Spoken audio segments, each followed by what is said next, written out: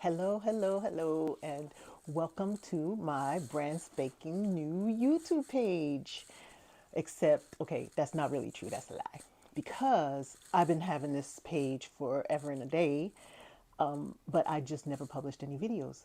I have recorded hundreds of videos, and where do they end up? Deleted when there's too many videos on my phone and there's no more space, and so they just get trashed. So here I am. This is my first video actually being published for this page. And you might be wanting to know why all of a sudden am I deciding to go ahead and publish a video, especially when I don't like being on camera. That's the reason why I was always, worried about, oh gosh, my hair was a mess. Oh my God, this makes me look fat, whatever.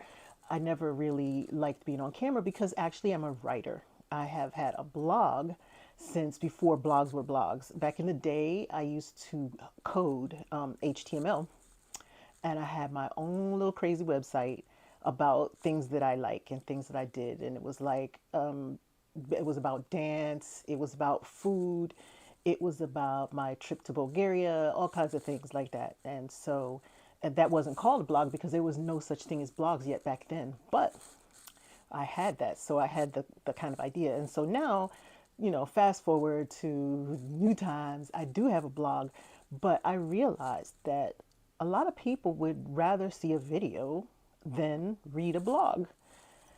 And I've known this for years, and it's just that I finally decided, okay, let me just give in and give y'all what you want. You want to see me? Here I am. So my name is Lisa, and I live in Washington D.C. I'm 55 years old, 55, and I'm trained as a lawyer. Went to Howard University School of Law, but I am also a lifestyle coach, and I've been doing lifestyle coaching for several years in different iterations. Like when I started out, it was life coaching from a tantric perspective because I was certified in teaching tantra. And when I say tantra, I don't mean sex magic, but using energy and mindfulness, sensuality is a big part of it, to live the life that you want to live. And the interesting thing is that even though I stopped that a long time ago because it was really hard to market that, because what was happening is I was getting freaks coming to me because they wanted me to teach them sex magic, and nobody would listen when I told them I don't teach sex magic, and they were thinking that I was just saying that so that I wouldn't be breaking the law. But no, it's true, I don't. I do breathing exercises and a lot of different other things because it is a form of Kriya yoga. So I stopped doing that and I switched over more so dealing with health and wellness because I'm a foodie. I love to eat, I love to cook, and I like to just enjoy life. And so I know a lot of other people who do and struggle with, weight issues and body image issues and issues with, chronic lifestyle diseases. So I did that for several years.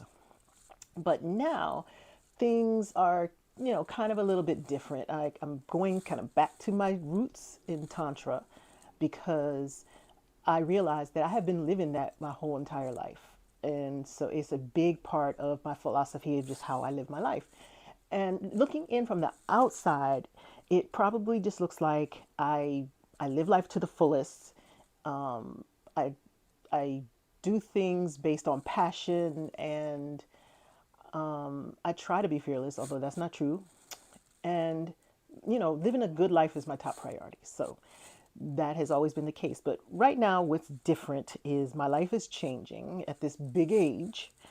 I have been married for 30 years. That's 30. And my marriage is ending. And as with anybody in this position, it can be terrifying and disorienting and all the different things that you feel during this time. I did not really know how much this could affect the way that I feel. And I realized that there are a whole lot of other women going through the exact same thing. Because strangely enough, out of all the couples that I've known or that I know now in my life, about 99% of them are splitting up right now. And so I'm like, what the hell's going on? What is happening now? Why are marriages just breaking up and people are being left, to change their lives, fend for themselves, whatever. And as a woman, having played the role of mother, wife, being responsible. Now, granted, I wasn't one of those people pleasers who, just dedicated their life to motherhood and wifeness, whatever. I didn't. I had a lot of fun. I traveled, I did things, and I had a lot of adventures. But those adventures were still hampered by the fact that I had responsibilities. I have one daughter, and she is grown up now. She's 20, she'll be 27 soon. So that means that this new part of my life that at first seemed kind of terrifying is now starting to look like an opportunity. And I was lying in bed one day and I realized that I was just thinking, I need somebody to help me through this. I need somebody to guide me through this. And I was thinking, and I was like, wait. That person is me because that's what I do.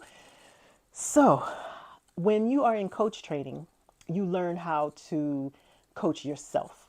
And that's part of the training, and you have to demonstrate that you're able to do that. And so, I am well versed in self coaching, and I probably don't even think about it as much because I just do it. It's like your thoughts in the back of your head. You start thinking things like, I can't do this. Who am I? Blah blah blah. And then you have to, change those thoughts the way you would with a coaching client. So I began to do that, and then I realized that even though I would not choose to be in the situation that I'm in right now, this can become an opportunity that I would not have had in any other situation. And I say that because I have some humongous plans ahead of me. And I don't really want to say exactly what they are because they're not in motion just yet. And I need to take care of a few things here and there beforehand. But trust me, it's big life changes coming. And I want to be an inspiration to other women like me or just people in general. I mean, a lot of things happen, you know, for example, my biggest fear in life has always been failure, okay? And Lord knows I have failed, okay? So, like, one of my biggest failures was when I finished community college. I got accepted into several universities, but I didn't have the money to go. But I got a little scholarship because I was in Virginia. So, from Virginia community colleges, you could go to a 4-year college back then. So I went to Old Dominion University and I thought it was cute. I was like, yeah, yeah, yeah. I didn't get any help from anywhere else. So I went down there. I transferred my little mall job. I worked at Nike outlet and I transferred my job down there to a mall. And actually that job ended. I don't know, I got laid off or something, and I ended up working in a cinnamon roll shop at the mall, which was interesting because now I was a baker. Who knew? Yeah, I was a baker at the cinnamon roll shop. And what happened is my earnings went down way low, so I really could not afford to be living down there in Norfolk, Virginia, and going to Old Dominion University. But because I did not know how to stop and, undo what I had done, I stayed until I couldn't stay anymore. My last semester there, I got 2 D's and 2 F's. So it was an epic failure. I was actually put out because, my GPA was 1 that semester. So I felt just defeated and devastated, and I had to come crying back home with my tail between my legs to my parents, only to find out that they were moving to Alabama. And I was like, oh, hell no, I cannot move to Alabama. I felt like I'm a military brat, and a lot of times when my peers have moved with their parents to certain places, certain areas of the country, they kind of got stuck there because the salaries are low. And so you would need to earn and save so much money to move to a place like any other, big cities or things like that. And I just felt like I would get stuck. And I didn't complete my degree. So I was like, I don't even have anything. I'm just going to be working at the mall anyway. So I decided that I was not going to go and that I was going to stay here and make something happen. So I didn't have much time to find a place to live, and I called around to a few places, and then I finally came across this couple. I don't know if their names are Michelle and Chris, and they had a townhouse in the city in Virginia where I lived, right where I was living with my parents. And I had no more time to BS around. So I told them, okay, yeah, I'll take the place. I hadn't even met them, hadn't seen the place. I was like, ugh. So my dad came and he helped me bring some things over there when I first, were moving in. And fortunately for me, Michelle and Chris caught on to the fact that I didn't let my dad know that I had never met them before. So I got there and I pretended like I had known them forever. I was like, oh, hey, Michelle, hey, Chris. And they were like, oh, hey, how you doing? They played right along and it was great. Okay.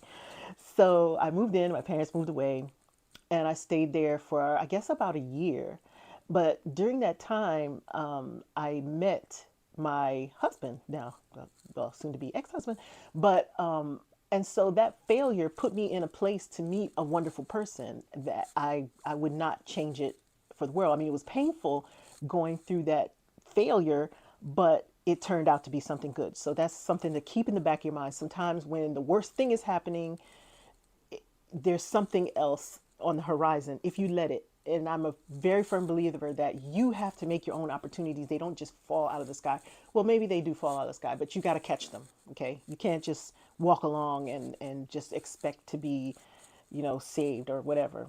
So I moved to DC, and I had my little bachelorette studio apartment. And oh, I thought I was so cute in that thing because that was the first time that I actually lived alone by myself. And I was in a city close to the subway and everything I would possibly need.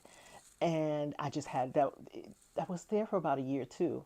And I had a blast. It was just the best. That was one of the best years of my life. And then I got married, and then start lifing. And so here I am today, and remembering back to those feelings that I had when I flunked out of school.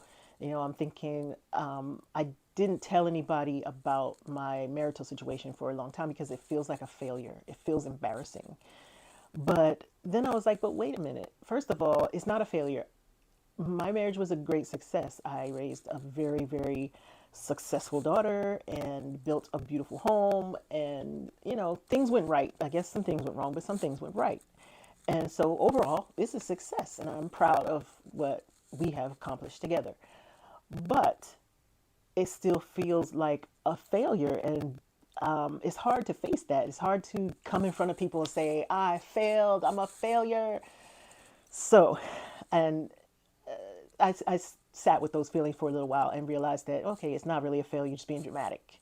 So, but once I got done being dramatic, I finally was able to see more clearly that when you are already done with your education, you've had or have your career, which I do, and a business or whatever, and your child or children are grown, they're not dependent on you anymore. This could be the opportunity of a lifetime, and that it is. And so I decided that I wanted to come and actually get this YouTube station started so that I can both coach myself through this and also inspire other women who may be experiencing these same things themselves. So if you want to keep up with my life and shenanigans, just subscribe. I would love to have you watch me go through this difficult. I mean, it's not going to be all roses and picnics, okay? It's going to be some difficult decisions and some, moving of things, life is going to be have a different look than it does right now. And so even though I'm creating this big opportunity, it still is, it might give me a little pain just the same way that it did when I had to leave Old Dominion University. So in the shadows of the failure comes something big. And so I see it as another phase to life that I never got to experience, a source of freedom and excitement. And I am going to share it with you. So stay tuned and thank you for watching.